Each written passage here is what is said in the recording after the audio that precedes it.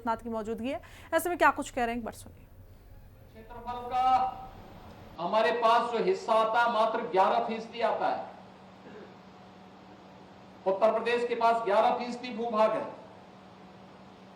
और भारत की 17% जनसंख्या इसमें निवास भी करती है। 25 करोड़ की आबादी अकेले उत्तर प्रदेश में निवास करती है, लेकिन उत्तर प्रदेश इस 11% भूमि में देश का कुल खाद्यान्न का 21% उत्पादन करता है। भारत के खाद्यान्न उत्पादन का 21% योगदान अकेले उत्तर प्रदेश करता है और उत्तर प्रदेश ने इस दिशा में पिछले आजादी के बाद पिछले 75 वर्षों में एक लंबी छलांग लगाई है।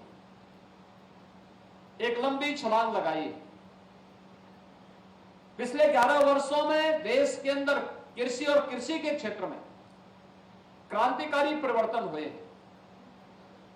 क्रांतिकारी परिवर्तन इस दिशा में हुए हैं कि पहली बार हमारा ऋषि ये भी कहता रहा है, माता भूमि पुत्रोहम पृथिव्या, यानी ये धरती हमारी माता है, हम सब इसके पुत्र हैं।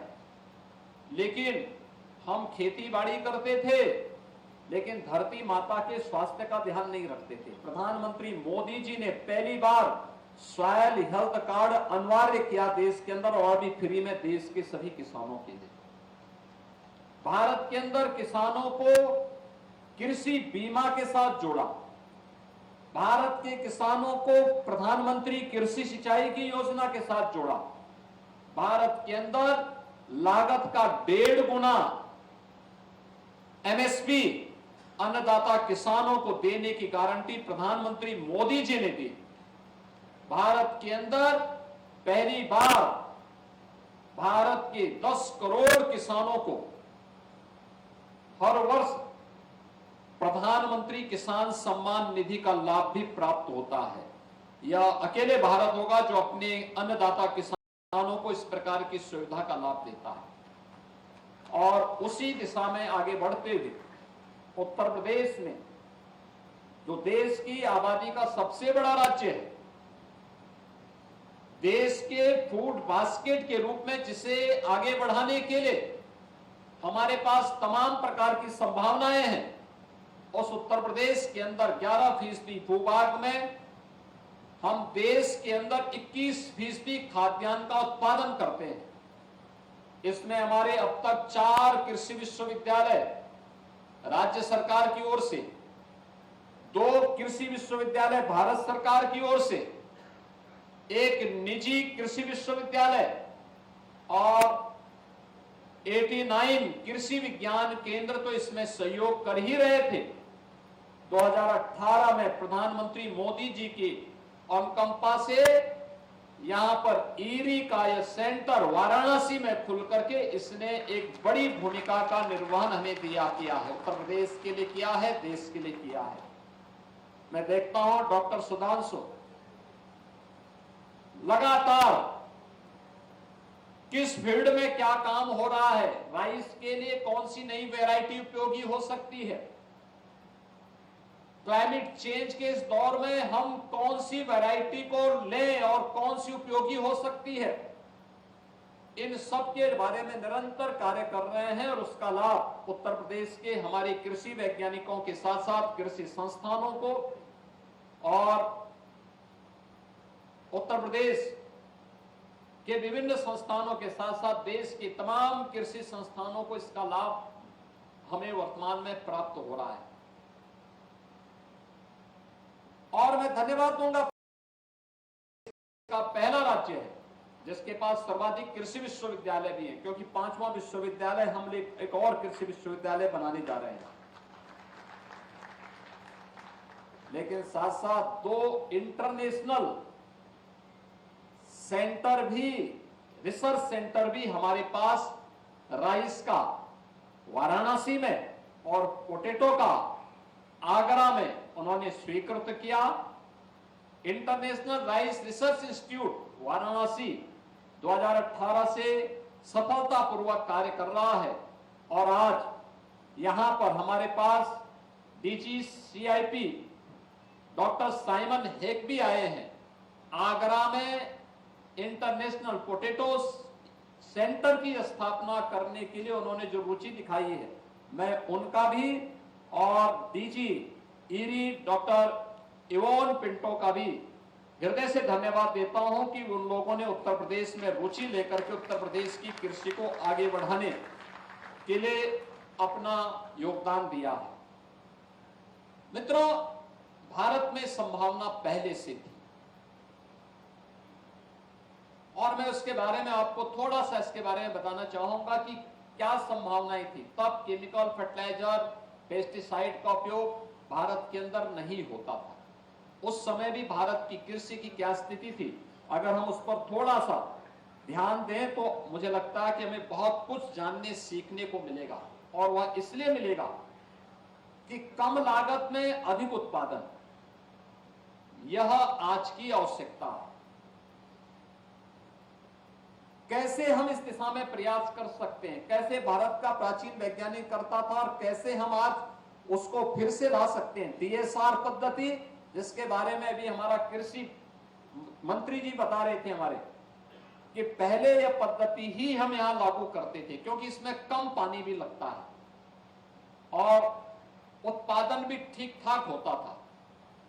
याद रखना, जब भी हम अपने यहां इनोवेशन को, रिसर्च एंड डेवलपमेंट को छोड़ देंगे, हमारे आगे बढ़ने की संभावना उतनी ही क्षीण हो जाएगी और यही कुछ हमारे साथ होता रहा है।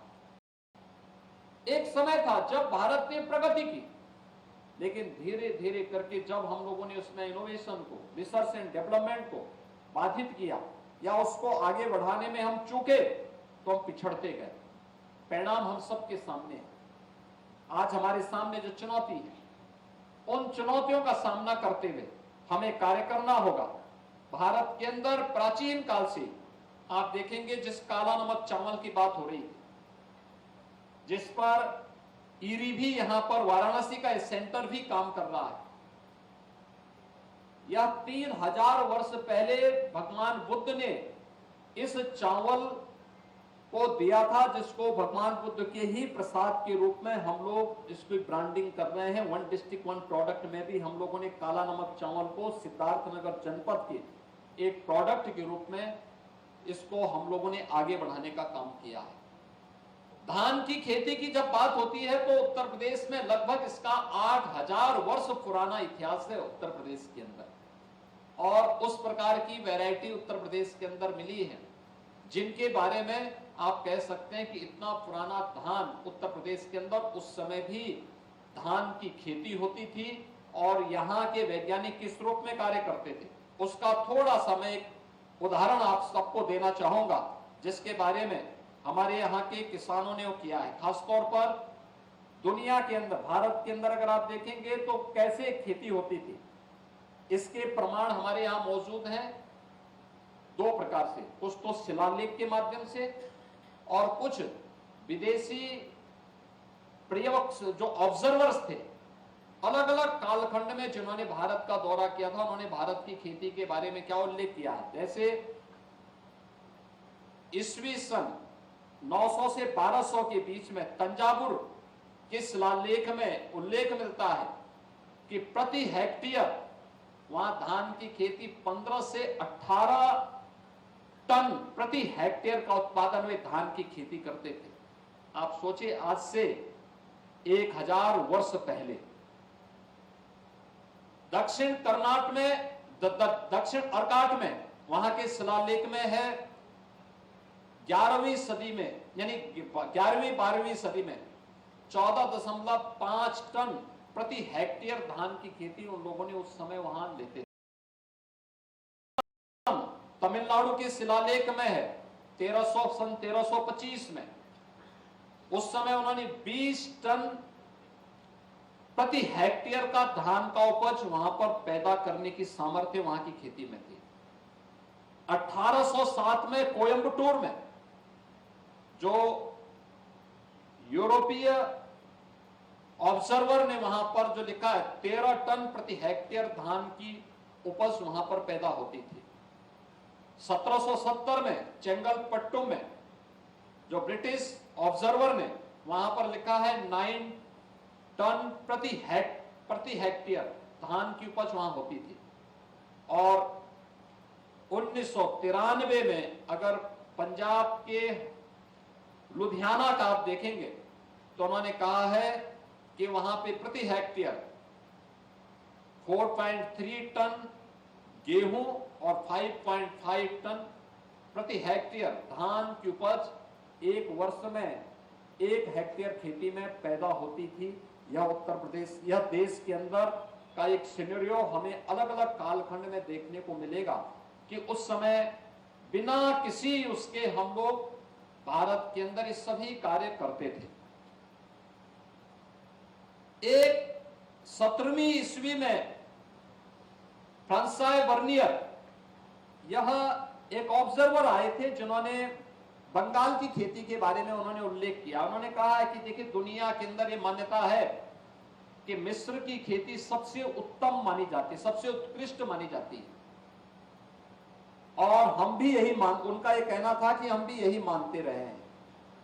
लेकिन जब मुझे बंगाल जाने का अवसर प्राप्त हुआ, मैंने बंगाल की खेती को देखा है, तो मैं अपनी 2 यात्राओं के माध्यम से इस बात पर कह सकता हूं कि वास्तव में मिस्र को दिया जाने वाला जो उत्कृष्ट खेती और कृषि का जो गौरव है, इसका सही हकदार बंगाल रहा है। देखिए यह 17वीं ईस्वी में यह एक फ्रांसाय वर्नियर एक ऑब्जर्वर इस बात का उल्लेख करता है, और 19वीं सदी में एक ब्रिटिश ऑब्जर्वर अलेक्जेंडर वाकर ने भी मलबार के बारे में बातें कही हैं। उन्होंने कहा है कि मलबार में कृषि ज्ञान प्रायः उतना ही प्राचीन है जितना उनका इतिहास। हिंदू धर्म में उल्लेखनीय अनुष्ठानों में एक का मूल तो संभवतः कृषि के प्रति उनके सम्मान से ही है। और जो मैंने आपको काशी के बारे में बताया कि नंदी की उपासना और गाय के प्रति श्रद्धा का आधार कृषि में इनकी महती उपयोगिता ही है। मलबार में उस समय की बात तो करते हैं कि 50 से अधिक प्रजातियों के धान उगाए जाते हैं। प्रत्येक प्रजाति का अपना पृथक नाम है और उसके अपने विशेष गुण और उसकी खेती की अपनी एक पृथक विधि भी है। कुछ प्रजातियां केवल पहाड़ों में उगती है, उसके लिए सिंचाई की विशेष आवश्यकता नहीं होती। जो DSR की आप बात कर रहे हैं, ये 100 वर्ष पहले भी इसके बारे में, मलाबार के बारे में भी ये बात आती है, और हमारे उत्तर भारत में तो हर जगह यही इसी प्रकार की खेती होती थी। एक ऐसी भी प्रजाति है जिसका प्रवर्धन कलम लगा करके किया जाता है। मलबार से बाहर मैंने धान के प्रवर्धन की इस विधि का उल्लेख कहीं नहीं सुना। ये भारत के अंदर कृषि के बारे में भारत जो विदेशी ऑब्जर्वर रहे हैं, उनकी राय इस रूप में भारत के साथ जुड़ी रही है। अगर हम उत्तर प्रदेश की बात करते हैं तो वास्तव में यह उत्तर प्रदेश के अंदर इसकी संभावना बहुत ज्यादा है, क्योंकि उत्तर प्रदेश देश का एकमात्र ऐसा भूभाग होगा जिसके पास आज के दिन 80% से अधिक भूमि ऐसी है जो सिंचित भूमि है और जिसमें बेहतर सिंचाई की सुविधा हमारे पास मौजूद है। अत्यंत उर्वरा भूमि है, सिंचाई की प्रचुरता है और धूप की भी प्रचुरता यहाँ पर हमें मिलती है। यानी 12 माह में से 11 माह तो हमें बेहतर धूप मिल जाता है। बहुत अच्छी धूप मिलती है, अच्छी बरसात भी है, अच्छा पानी है हमारे पास, ग्राउंड वाटर, सरफेस वाटर भी है। हर 5 कोस में आपको एक नदी मिल जाएगी। हर प्रकार से धान्य से बाहुल्य क्षेत्र है। और इसमें अगर आप देखेंगे कि हमारे पास उत्तर प्रदेश के अंदर जो खाद्यान्न की स्थिति है, खाद्यान्न के लिए दलहनी फसलों और गन्ना आलू के लिए यहां पर सभी प्रकार की फसलों के लिए बहुत उपयोगी भूमि है। धान लगभग 70 लाख हेक्टेयर और 100 लाख हेक्टेयर में गेहूं की खेती यहां पर उत्तर प्रदेश में होती है। 29 लाख हेक्टेयर में हम गन्ना की खेती भी उत्तर प्रदेश के अंदर करते हैं। दलहन और तिलहन में भी एक बड़ा क्षेत्रफल हमारे पास उत्तर प्रदेश के अंदर मौजूद है। उत्तर प्रदेश के अंदर अगर हम 2000 यानी 1950-51 में देखें, आजादी के तत्काल बाद देखें, तो हमारे पास कुल उस समय 170 लाख हेक्टेयर खेती यहां पर खेती बाड़ी के लिए उपयोग में होती थी, जिसमें 11.77 मिलियन टन खाद्यान्न का उत्पादन हम लोग उत्तर प्रदेश से करते थे। और 2023-24 में हमारा खेती का रकबा बढ़ा है, जो 170 लाख हेक्टेयर था, आज वो बढ़कर के 240 लाख हेक्टेयर हुआ है, जिसमें आज हम अब 11 मिलियन टन से बढ़कर के 60 मिलियन टन तक का खाद्यान्न उत्पादन अकेले उत्तर प्रदेश कर रहा है इस खेती से। यानी अगर आप देखेंगे 1950 की तुलना में 2023 में अगर आप देखेंगे तो हमने खाद्यान्न उत्पादन में 5 गुना की वृद्धि की है। 5 गुना की अधिक वृद्धि हमारे उत्तर प्रदेश यहां पे हुई है। और इसमें उत्तर प्रदेश के अंदर जो मैंने आपको पहले भी बताया कि धान, गेहूं, गन्ना, आलू, दलहन में उड़द, मूंग, अरहर, चना, मटर, मसूर और तिलहन में सरसों, मूंगफली, इस सब की बेहतरीन खेती उत्तर प्रदेश के अंदर हम लोग करते हैं और उसका अच्छा उत्पादन भी उत्तर प्रदेश के अंदर आज के दिन पर यहां पर हो रहा है। मेरा ये मानना है कि हमें इस दिशा में आगे प्रयास करने चाहिए, लगातार प्रयास करने चाहिए। और उत्तर प्रदेश सरकार यहां पर जो भी हमारे पास सेंटर, जैसे यहां पे इंटरनेशनल राइस रिसर्च इंस्टीट्यूट की स्थापना वाराणसी में भी, ईरी के वैज्ञानिक लगातार हमारे उत्तर प्रदेश के विभिन्न कृषि विश्वविद्यालयों, कृषि विज्ञान केंद्रों और अन्य जो हमारे कृषि से जुड़े हुए सेंटर हैं, उनमें जाकर के सहयोग करते हैं, या वहां के वैज्ञानिक आकर के यहाँ पे देखते हैं, इनके डेमोन्स्ट्रेशन को देखते हैं, उसका लाभ लेते हैं। तो यूपी में